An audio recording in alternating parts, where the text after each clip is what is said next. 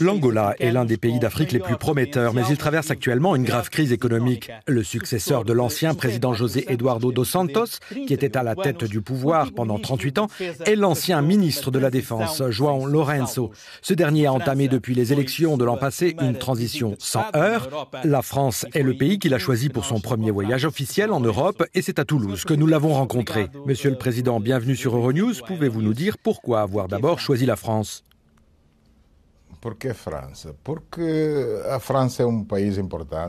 Pourquoi la France? Parce que la France est un partenaire clé pour l'Angola.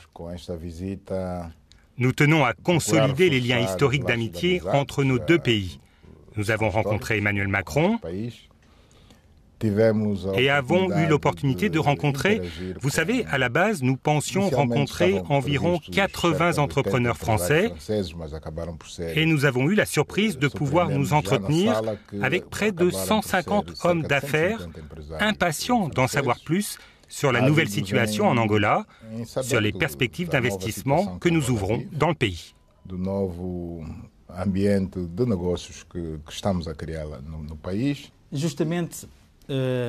Justement, concernant l'économie, quelles sont les évolutions en cours pour encourager les investissements étrangers en Angola?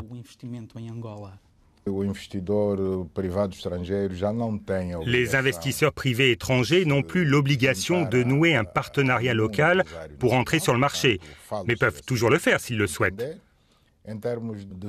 Quant au visa d'affaires pour l'Angola, la procédure a été largement facilitée et dans certains cas, on parle même de voyage avec un passeport exempté de visa.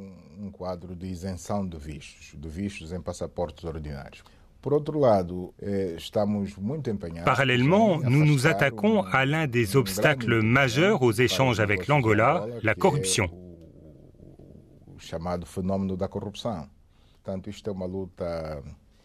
C'est un problème complexe, cela peut prendre un peu de temps, mais nous sommes déterminés à limiter cet énorme problème, puis à le régler.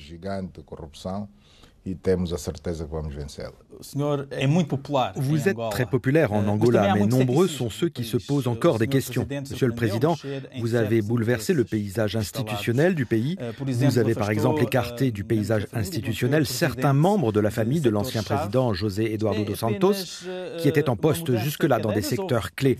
Est-ce juste un jeu de chaises musicales ou peut-on s'attendre à une réforme en profondeur ? Il ne s'agit pas d'un simple jeu de chaises musicales. Nous entreprenons toujours des changements dans le but d'améliorer la situation.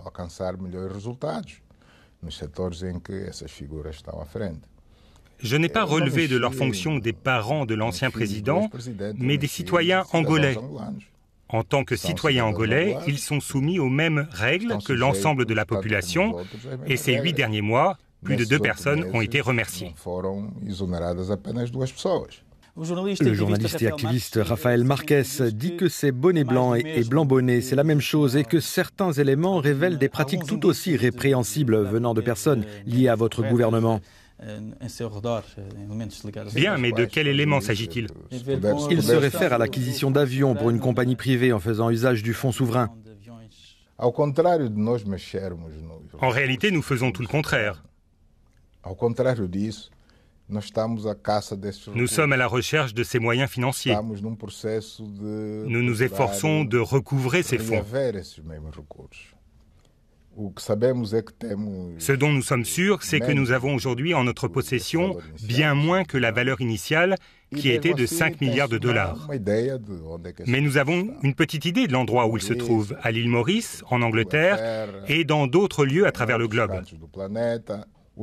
Normalement, l'ordre des choses aurait voulu que la passation de pouvoir entre le précédent conseil d'administration et le nouveau se fasse dans la transparence et que l'endroit où se trouvent les fonds manquants soit clairement indiqué. Cela n'a pas été le cas, ou en tout cas pas de manière convaincante. Et cette compagnie ou ce consortium entre la compagnie nationale TAG et des compagnies privées n'existera pas. Ça ne se fera pas. Et si cela se fait, je souhaite que les passagers me contactent et me disent « Regardez, vous aviez dit sur Euronews qu'il n'y aurait pas de consortium, mais aujourd'hui, j'ai volé avec l'un des avions du consortium, dont cet activiste avait parlé. »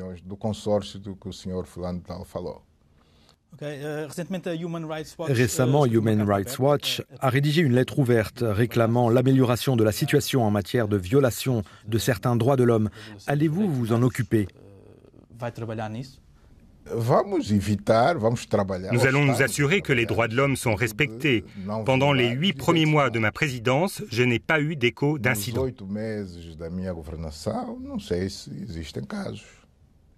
Mais serez-vous vigilant ? Bien sûr que je le serai. Je ferai en sorte d'éviter tout acte répréhensible.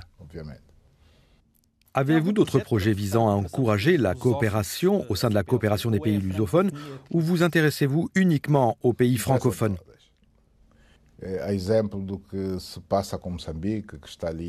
Tous les pays nous intéressent, comme pour le Mozambique, entouré de pays anglophones, le Malawi, la Tanzanie et l'Afrique du Sud, et qui a rejoint les pays faisant partie du Commonwealth. L'Angola est entouré non pas de pays lusophones, mais de pays francophones et anglophones. Il n'est donc pas surprenant que nous souhaitions adhérer aujourd'hui à l'Organisation internationale de la francophonie et peut-être par la suite au Commonwealth.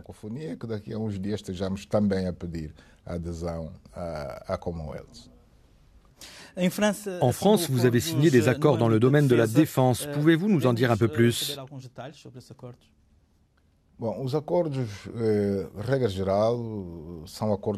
Eh bien, les accords en tant que tels sont des accords qui ouvrent des perspectives.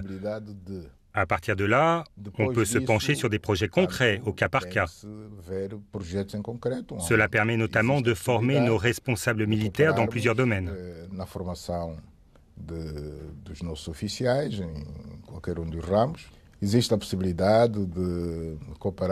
Il est désormais possible de coopérer sur des sujets comme la surveillance maritime, en particulier dans la région du golfe de Guinée, afin d'éviter des actes de piraterie similaires à ceux vécus en Somalie.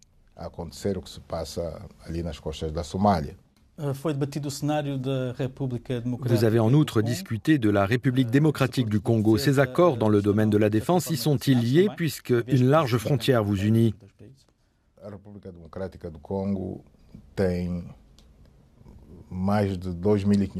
Nos pays partagent une frontière de plus de 2500 km et c'est pourquoi il est dans l'intérêt de l'Angola que la stabilité soit assurée.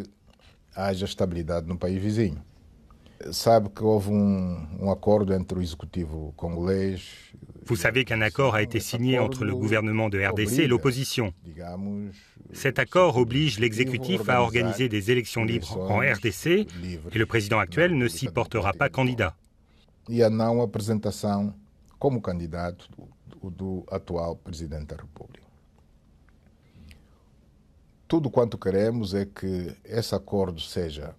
Tout ce que nous voulons, c'est que cet accord soit respecté, parce que si nous échouons, l'instabilité régnera à nouveau et ce n'est bon ni pour les Congolais, ni pour leurs voisins dont nous faisons partie.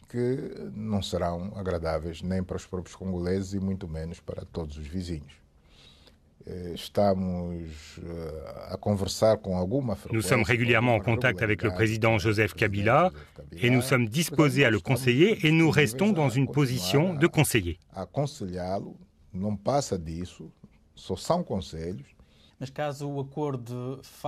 Mais si les accords échouent et que le pays plonge dans l'instabilité, l'Angola et ses partenaires ont-ils envisagé tous les scénarios et y sont-ils ouverts ?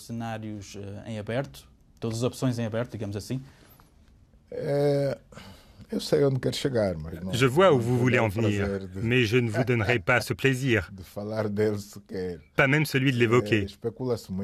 Ça fait trop de si. Quand nous parlons de stabilité, quels que soient nos choix, ce sera dans l'intérêt de tous. Comment envisagez-vous l'avenir de l'Afrique ? Quels sont ses espoirs, les défis à relever ?